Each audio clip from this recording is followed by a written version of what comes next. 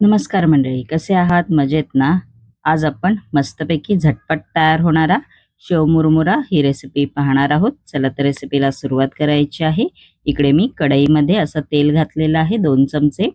त्यानंतर त्याच्यामध्ये आपण आता कढीपत्ता घालायचा आहे. 3 ते 4 लसूण पाकळ्या घालायच्या आहेत. मी इकडे लसूण पाकळ्या ठेचून घेतलेल्या आहेत. त्यानंतर अर्धा कप शेंगदाणे घालायचे आहेत. परतवून घ्यायचा आहे. शेंगदाण्यांचा कलर थोडा चेंज झाला पाहिजे. बघू शकता असं परतवून घ्यायचं आहे. त्यानंतर ह्याच्यामध्ये आपण हळद घालणार आहोत. आमचूर पावडर घालायची आहे. परतवून घ्यायचं आहे 1 ते 2 मिनिटं.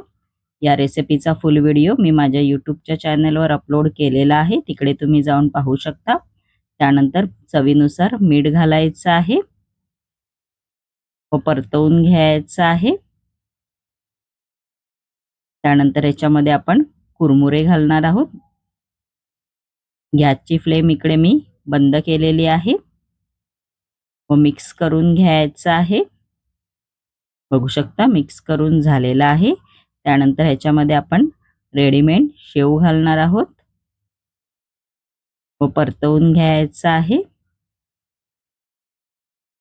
बघू शकता मस्तपैकी आपला झटपट तयार होणारा शेव मुरमुरा तयार झालेला आहे. माझी ही रेसिपी जर आवडली असेल तर नक्की माझ्या चॅनलला लाईक, शेअर अँड सबस्क्राईब करायला विसरू नका. धन्यवाद.